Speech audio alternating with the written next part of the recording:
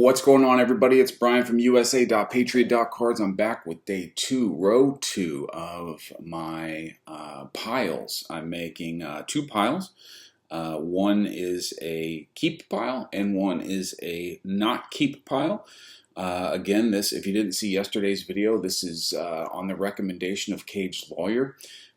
He talked about some of the most asked questions or pieces of advice that he gets and that he gives, and one being particularly when people have bloated collections or they're looking for some revenue to generate new card purchases.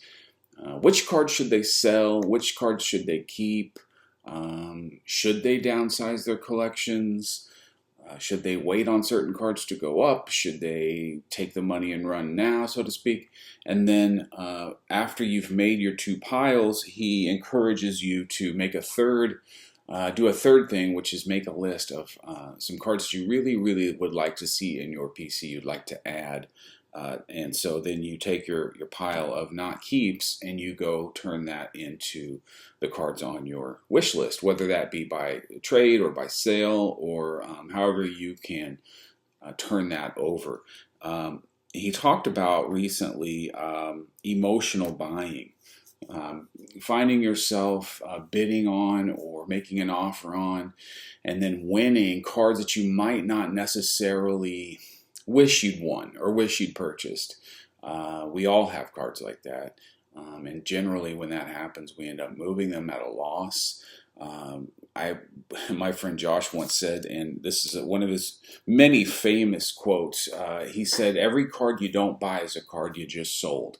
And I think that's so true. I think if we can exercise patience in this, every time that we pass on a card, every time that we watch an auction and don't throw that last second bid up, or every time that we feel like this is maybe a good price on a cool card, but we just would rather just take a picture of that card, put it in your card folder on your phone, or if you're like me, your whole phone is just full of card pictures, and then you can look at it and it's almost like you own it, but you didn't buy it, which is thereby a sale if you look at it. So like if I go out and I buy, let's say this card. I bought this card early. I just got it back graded, actually.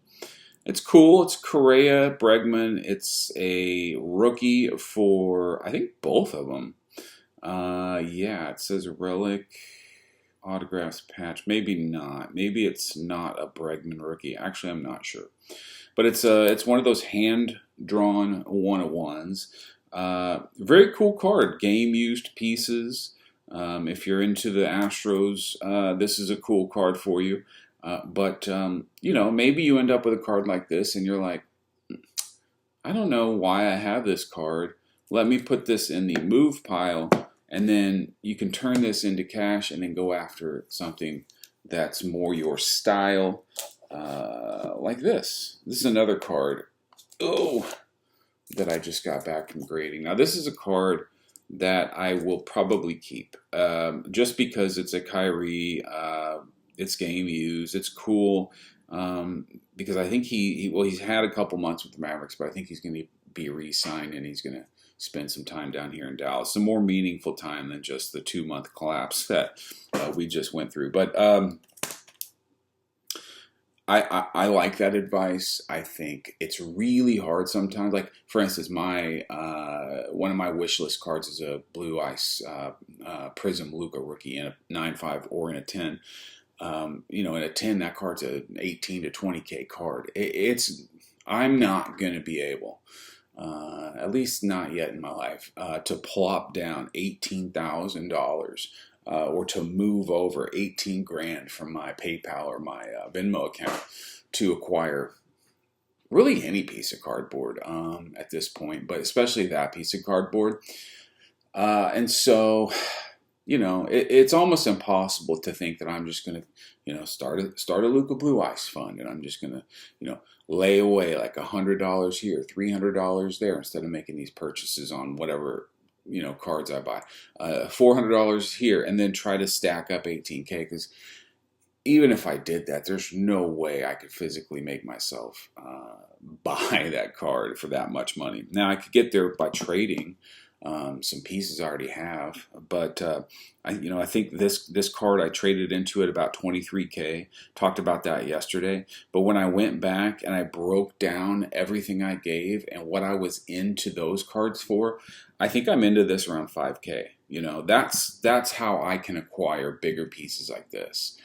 Now I'm running out of those cards that I bought in 2017, 18, 19 that really took big jumps. And I was able to trade them into Lucas or Mahomes or bigger cards. I'm running out of those things, and so now I'm faced with. I do have a lot of cash that I've been able to acquire from selling cards, especially lower end slabs, but I'm sort of paralyzed when it comes to like moving that cash into cards. It's really hard for me to do, especially bigger ones. So while the advice does make sense, it is hard. It's a hard plan to execute, to just save up your cash and then go plop it down on a big card that you want. But it does make sense if you can, throw in some cards that you might not, want to keep around and then eat into that 18K. Let's say I did, 14 in cards and then another 5 in cash. Now that's something I could probably do. It'd still be hard for me to throw down 5K at this point, but that's something I could do. And I'm sure you could too, based on just the miscellaneous cards that you have that you might not have a love for in your PC. All right, I also wanted to just quickly show you this. This is pretty cool. So if you don't know about the Topps Montgomery Ward Club, do you guys remember Montgomery Ward? I'm 48, and so I remember actually going to the Montgomery Ward department stores, and I feel like they had a like a belt, like an electronic, what do they call those? Conveyor belt, where you would pick out an item in the store and you'd bring the ticket to the service department, and then they would get somebody in the back to put that item on the conveyor belt, and boom, around it would come, and then here now you have your toaster or your whatever. But Montgomery Ward, I guess, is still around. I haven't seen one in years, but I do know that they have a partnership with Topps where you can buy memberships. Now, they only open up, I think, once a year, and they're tough to get. They really are. But you get little things like this, and you get the big draw is that you get you get 2 boxes of all the Sapphire products that they release. So Sapphire Baseball, Topps, Chrome Sapphire, GPK is one, Garbage Pail Kids. What else? What other Sapphire products do they put out? I don't know. This is my first year in the club. This is actually the first thing I got from the club. Still waiting for some of that Sapphire product to be released. And then you can make your money typically up for the membership. I think it's $250 to get into the club. But you get 2 Sapphire boxes per product at cost, and then typically you can go resell those and make money back. But this is something cool. It's just a Topps 20 card set, and I'll flip through it real quick. So Michael Harris is not numbered. I'm not sure what the print run on this is, but it is kind of cool. It has all the players that have gone to new teams in their new uniforms. Michael Harris rookie is pretty cool. Mike Trout. There's a Aaron Judge. There's a Verlander in the Mets uni. Vladdy. This is cool. Being a Ranger fan, a DeGrom. They should just have him in street clothes. With the Rangers there, Gunnar Henderson rookie. He's pretty intriguing prospect. Jeremy Pena, I think, is the lone Astro rep in this set. The mysterious Julio Rodriguez. Will he ever start to hit? Actually, if you look at his numbers, they're not that bad. He hit a home run last night, and he typically gets off to a slow start. There it is. There's the probably best card in this, even though it's not a rookie. It's the Ohtani. That's a beautiful card. Let's see what else. Juan Soto is a Padre. He's starting to heat back up a little bit. There's a Mookie Betts. Masataka Yoshida. Don't know anything about this guy, but he's a rookie, and he's a Red Sox. Here's an Adley Rutschman. Now, this is interesting. Adley Rutschman and Bobby Witt were in the same draft. Adley went 1, Bobby Witt went 2. I believe that they have first Bowman's in the same Bowman product, but I could be mistaken. Anyway, you can clearly see that Adley has a rookie card symbol. Dansby Swanson, Riley Green, he's I've heard buzz about him. And then here's the Bobby Witt, no rookie card symbol. So not sure. I was kind of disappointed to see that. I'm a huge Witt fan, so was kind of looking forward to a Montgomery Ward Witt rookie, which does not appear to be a thing. Tristan Casas with the Red Sox, that is a rookie. A Wander Franco, and then lastly Kodai Senga. No idea. But he made the cut. 20 card set. Pretty cool. Just tuck this away in my box. Here's what it looked like. Here's what it came in, the box it came in. Very interesting. And as I get those Sapphire products in, I'll show them on the channel. But all right, row 2 of my to keep or not to keep. Let's start here. This was the first card. Like I said, I just got this back from Beckett. Kind of disappointed it didn't 9.5, but definitely going to keep this. This was a purchase right after the trade, and like I said, I'll either just keep it to remember Kyrie, or I will. You know, if he re-signs it, it'll be even a bigger reason to keep it. But, you know, Kyrie has a couple different cards with different teams out there, and I thought it was cool. I specifically wanted to get him in a Cavs because they don't have a Mavs card of him yet. But I wanted to get him in his rookie, you know, the team that drafted him. So that was a cool pickup for me. All right, here we go. A little bit of basketball, and then this row's mostly baseball.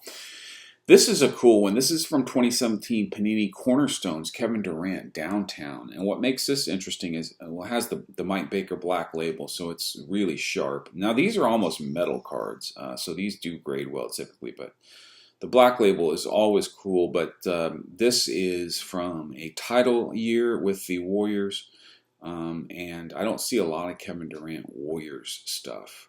You got San Francisco in the back. You got the Firehouse, you've got the Brownstones, and let's see what else. The Golden Gate, obviously.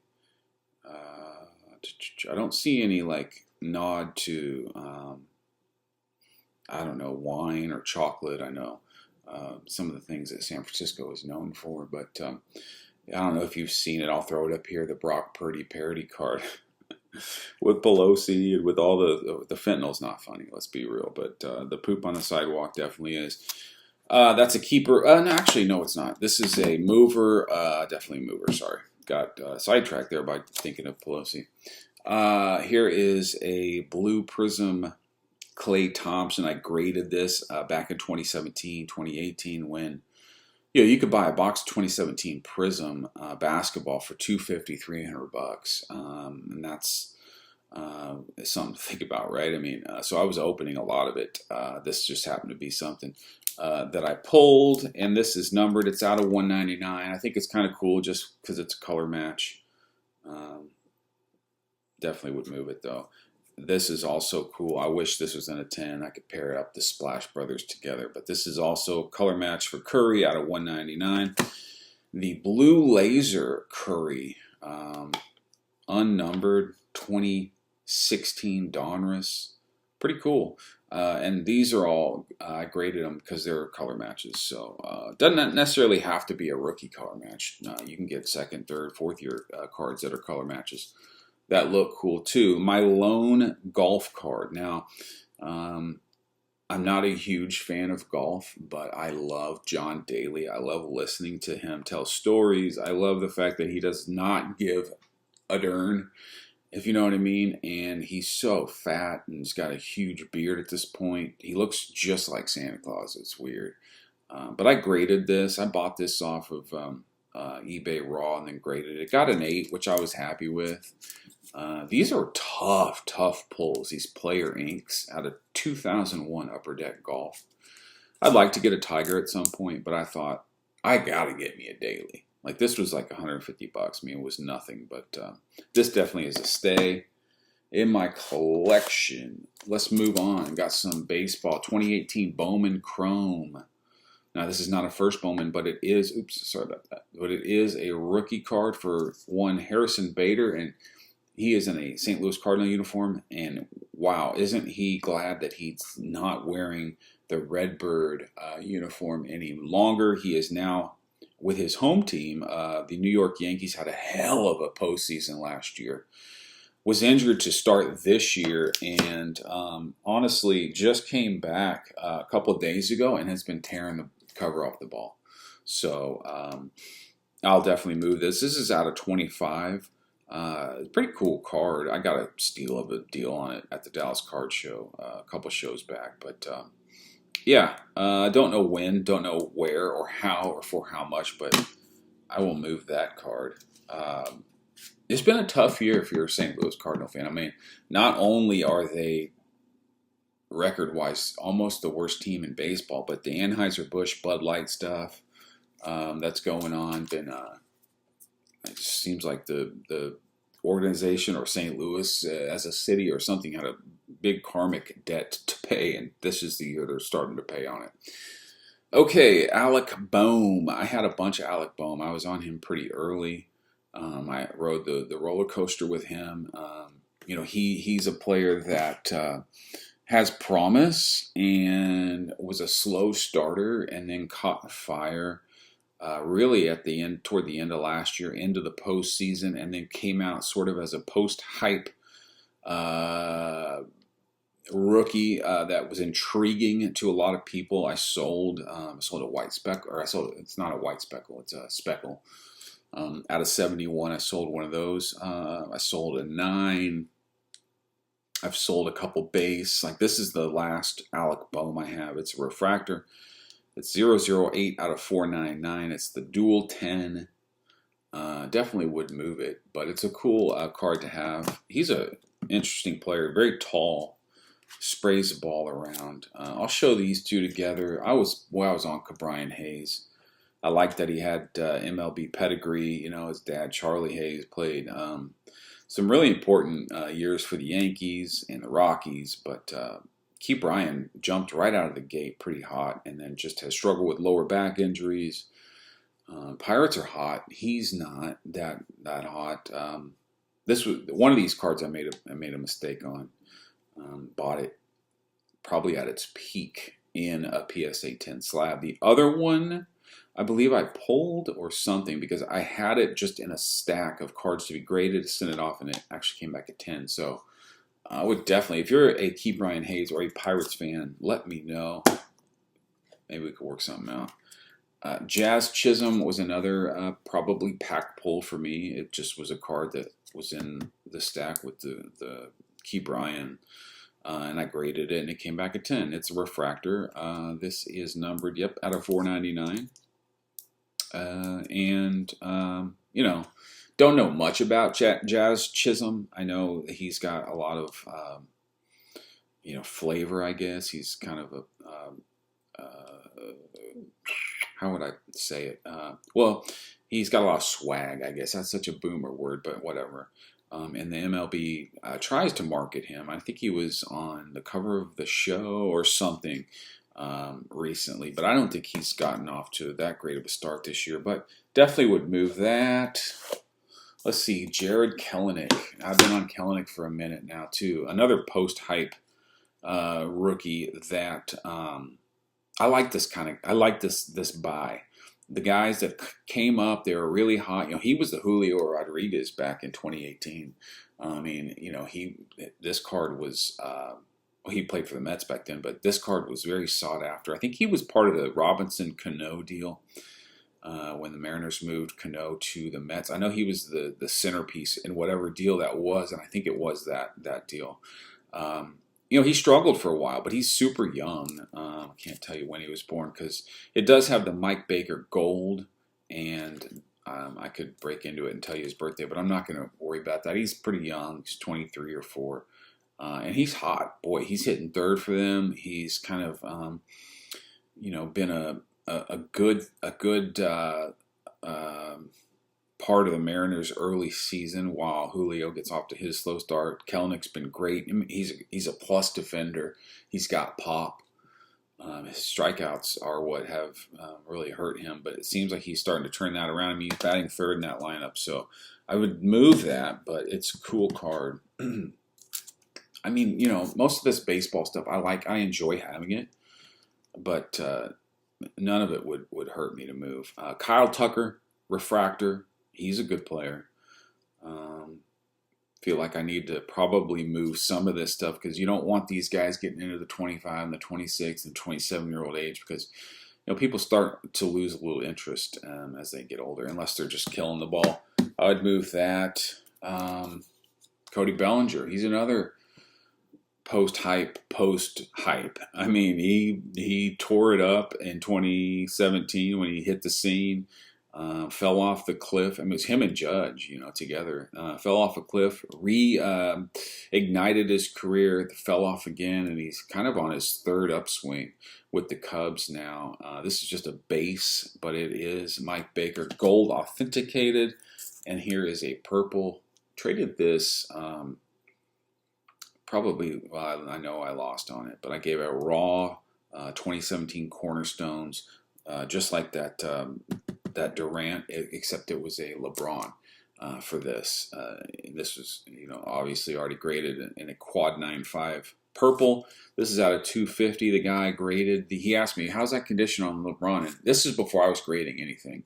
And I'm like, I think it's good. I mean, it's not like I graded it, cracked it, and it came back a 6, and I cracked it. And now I'm trying to move it raw, like I was being honest. And he subbed it. It came back at 10, and he messaged me, "Hey man, you're actually really honest about that. I appreciate it." I'm like, "Thanks for rubbing it in my face," because this, like I said, he's been someone that has struggled just to be consistent. But I definitely would move it.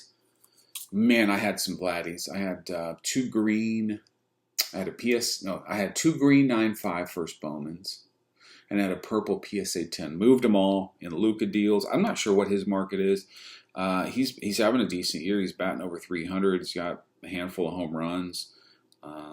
This is a cool card. Used to be like a 2K card. I'm not sure. This is actually a rookie. It doesn't say rookie anywhere, but it is a rookie. I've looked and it's listed as a rookie over and over again on eBay. Yeah, the Vladdy Kaboom PSA 10s. Pretty low pop count on the 10s, but I would move it. Let's continue. Nick Madrigal. When he was with the White Sox, he had a good early start to his career. Now he's across town with the Cubs playing third base. He was at second base. He's just a high average guy. I think it was a stab I took.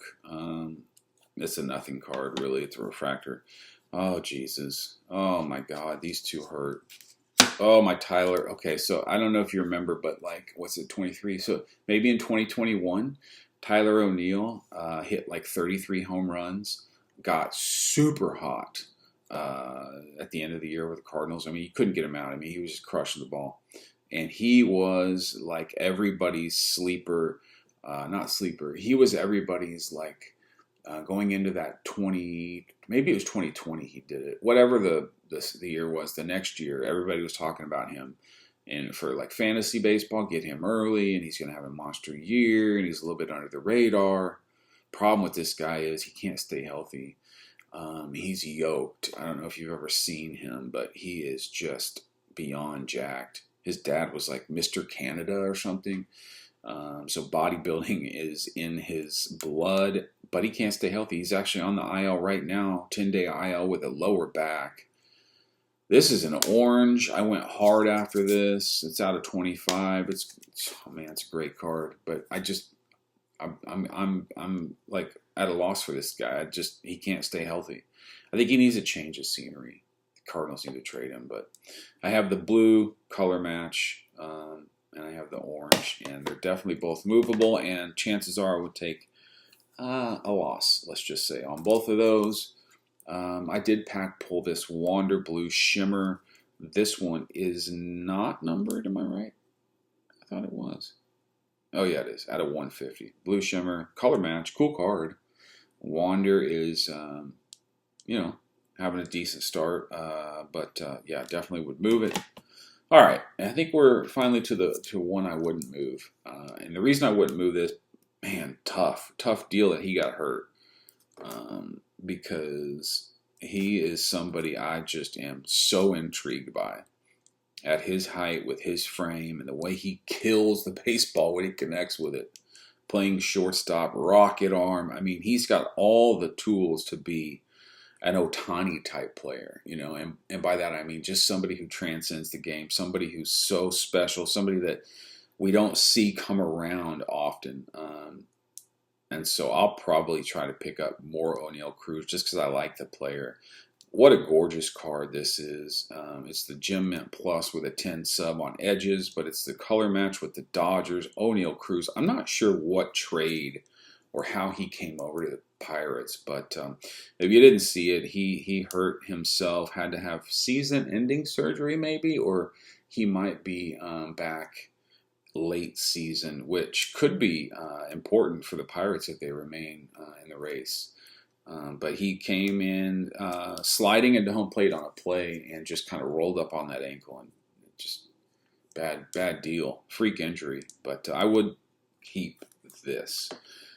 Here's another one that I probably would keep. It's not licensed, but I've always loved, for some reason, I've always loved this card. You know, it's a good picture for the non-licensed product because they got it at an angle where it's just the number, and you can almost imagine the New York Yankees symbol being on the helmet, but it's just at the right angle where you wouldn't see it. So it's not the obvious picture where they've like photoshopped any logo off the hat and they're straight on, and it just those look really bad in my opinion. But Panini does do a good job when they can about using a good picture, so it's not obvious that they're that the non-licensed thing is a problem. But yeah, on card auto, I pulled this, graded it, came back at 10. Keeping this one. Next, another one I picked up at the Dallas Card Show, Quad 95. I used to have, what was it, 2011 or 2013, maybe 13. This is first Bowman rookie auto. Now, interestingly, it's not a first Bowman. It's his first Bowman, but it doesn't have the first Bowman logo. I don't know why it doesn't, but I used to have a Refractor 9, but I moved to that. I picked this up like middle of the year last year before he went on his run. It's a tough one because I do like Judge a lot, but this is a card that, you know, if he gets hot again this season, could bring back some decent value if I was going after a bigger card. So this would probably hang out in the keep pile unless I needed to really go after something and it gain more value, because it's down probably 50% from where it was at its high last year. Okay, more mistakes that I made. This one, I don't know if you remember, but I think 2 seasons ago on ESPN baseball nationally televised game, he hit 3 home runs with the Mets, and I promptly went out and scooped this up, and it's probably fallen by 60%, 75% where I got it at. He's just a boring player to me. I have no love for this card. It's the Dual 10. It's the Refractor. It is a Silver Mike Baker. But I'm just kind of stuck with this card because it's fallen so much that it's like, well, I mean, I might as well just keep it at this point. But I'll put it in the Sia pile. Love Kerry Wood, man. Love Kerry Wood. He was a Texas high school baseball player around the same time I was playing Texas high school baseball. I think I'm a little bit older, but I definitely have friends that played in games against him. I never did, but yeah, he was so electric when he first came up. Reminded me of Dwight Gooden, just the way he had that like curveball that broke so sharply down, and then it made his fastball almost look like it rose. Electric stuff. Struck out 20. Was that his rookie year? Maybe it was, but it was in Chicago. Struck out 20, I think Houston Astros. This one is color matched. This one's out of 50, and this one ain't going nowhere. I'm keeping that. He's a local kid, a local man now. He's out of Irving, which is 20 minutes down the street from me, so I like collecting local. I'll keep that. Here's one. Interesting. Chipper Jones. This is the Desert Shield parallel. stamped there. You can see in the story behind this, if you don't know, Topps was trying to thank our soldiers for, well, I'll just remain apolitical here. They were thanking our soldiers just for doing what they were asked to do. And they made these sets. They stamped them. They're not numbered, but they're pretty low pop. And they gave them to the soldiers over in Iraq. And the story on these is a lot of the guys kept them, and a lot of the guys didn't. There's probably a ton of these over in the sand right now. But also, I heard stories of collectors that would meet the ships that would come into port, I think in Maryland. Anyway, they'd be there, and they would ask the soldiers for their Desert Shield sets, and a lot of the soldiers did sell them. So they're really condition sensitive, because I think all of them did go overseas, and they had to survive the sand and the war, and then they had to come back and be preserved. So we can thank the heads up thinking by the collectors to meet these guys at port, or we'd probably, like, I probably wouldn't be able to have this if that wasn't the case. But this is in a 9. The difference between a 9 and a 10 is night and day. I mean, it's I don't know. This is probably like a 2K card, and then a 10 is, I'm ballparking here, but probably 30K, maybe 20. I don't know. It's crazy, outrageous. The guy I bought this for said he subbed it 4 times, cracked it and subbed it 4 times. He doesn't understand how it didn't get a 10. And it looks pretty clean. I mean, the corners are sharp, but it looks like top to bottom or left to right on the back. It looks a little off-centered. Just enough, I suppose, to not be a 10 in Panini, I mean in PSA's estimation. So this is a keeper because it's an important card. It's his rookie, obviously, and that set's an important set. And I like political themed cards, and that's sort of a political theme there. This is an interesting one. The Mark Grace. Now, Mark Grace was one of my favorite players as I got older. And you couldn't get him out. Him and Will Clark in the '89 National League Championship Series. What a series that was. Go back and watch the highlights. I mean, Will Clark and Mark Grace were like Curry and LeBron for their teams. But this is the score traded glossy. Now, if you're not familiar with the glossy, it's sort of like the Tiffany version for score. These were very, very hard to find. If you had one of these back in like 89, 90, 91, when Mark Grace was, the darling of the league, especially in the NL, you were something. Let me tell you. And I never was lucky enough to even find these, let alone own one. So when I remembered this card as I re-entered in the hobby back in like 2016, I remembered this and I was like, oh, I'm snatching one of those up. So. This is really, really cool to me to have in the stay pile for sure. All right, got about 10 more cards here. 86 Donruss Jose Canseco. I remember trading these in 7th grade in the boys' bathroom, and we would color the corners because they have the dark lines, the dark blue lines with the blue background. And you could get like a dark blue pen and you could kind of fill in the corners if they were white. And it looked passable, I think, before grading. Yeah, I went back and found this card as well. In a 9, it's like a $75 card, no big deal. I think the 10s are $300 or $400. Not necessarily worth the upgrade for me. I just wanted to remember this card because, man, what a chase this was. The 86 rated rookie.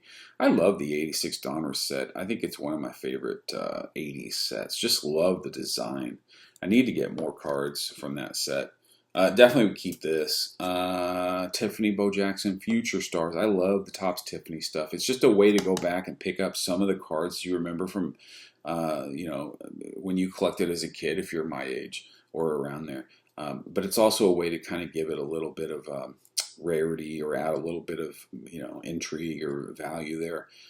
This one is, actually I bought this 87 Topps Traded set, Tiffany, set and then graded a bunch of cards. This came back a 9. I would move this for a 10. So I'll put it there.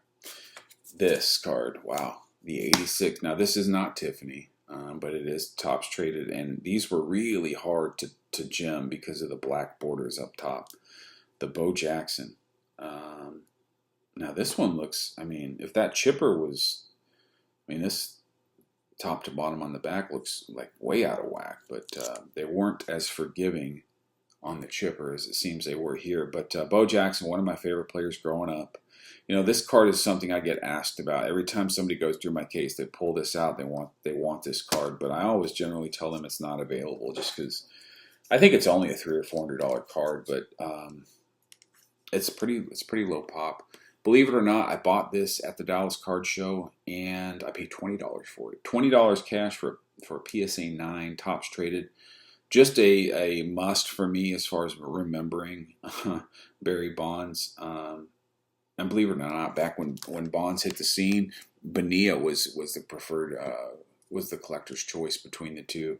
But yeah, these are so, I mean, I'd like to get a Tiffany one day, but it's not real high on the list. But these normal just Topps traded are like pennies compared to, you know, maybe where they should be. I don't know. $20 seems really cheap for me.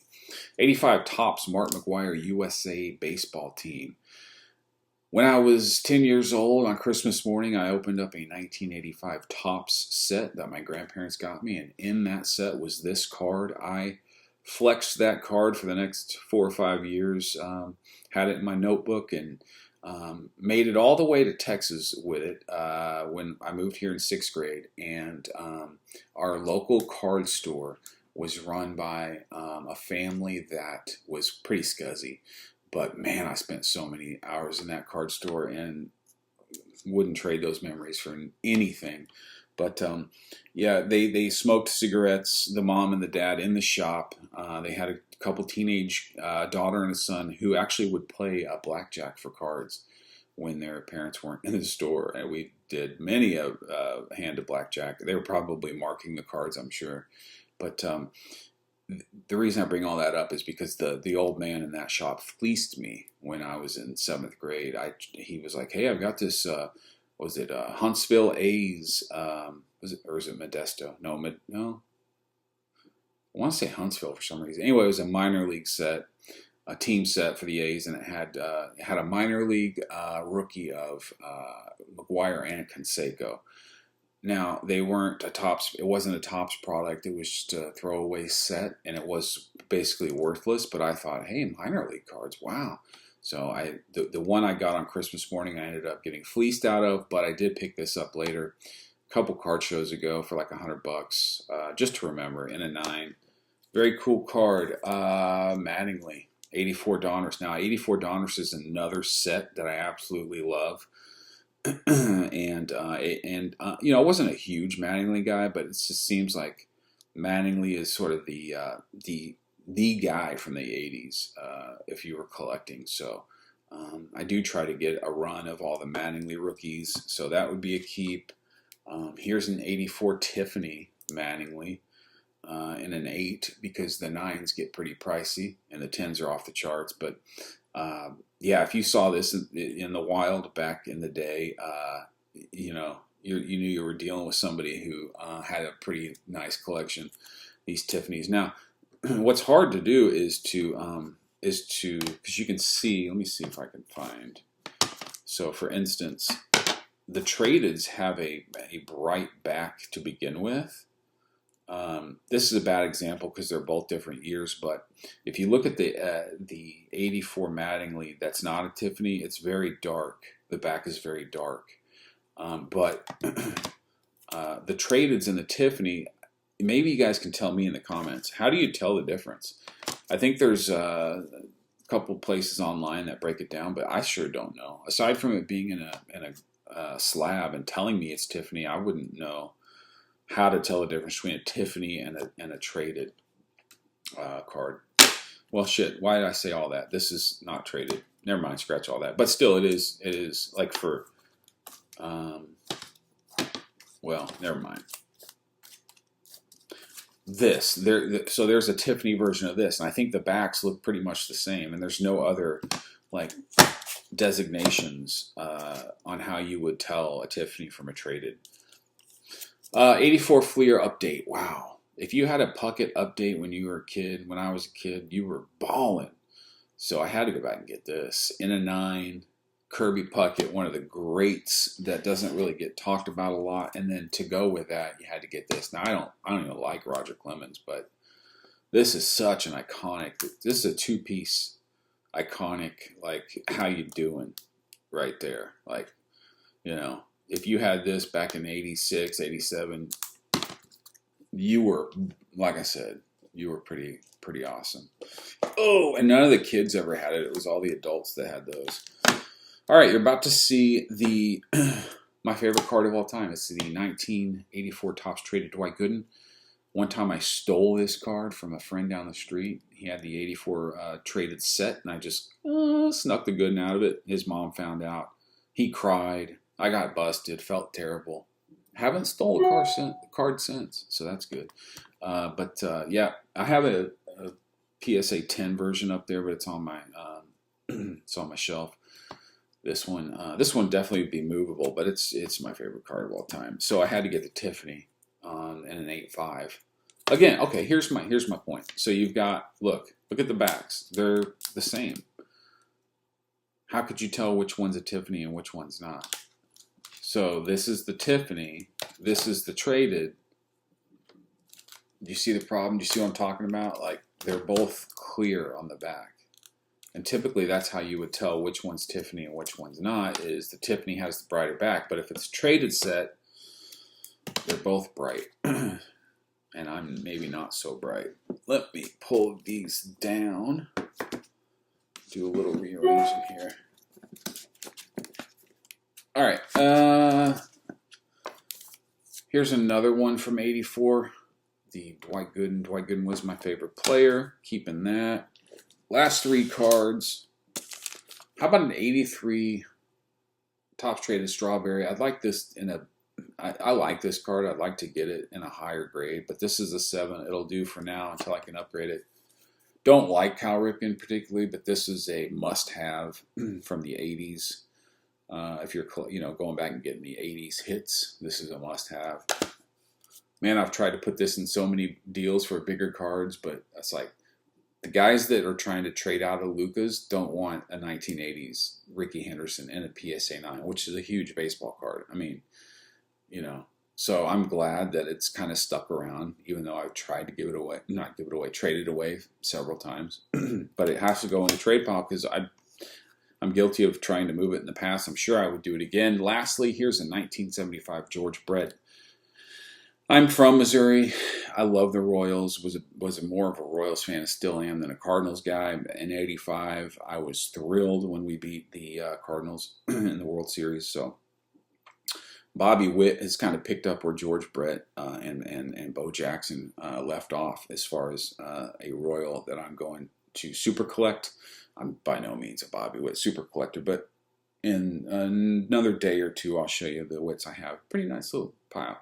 But yeah, the 80 or 75, that's my birth year, George Brett. In a 6, not terribly hard to upgrade this into a higher grade, but the reason I do like this one is because it is well-centered. And if you know anything about the 75 Topps set, they're never well-centered. So even though it's a 6, it's got very nice appeal visually because it's centered. What do they call that? Eye appeal.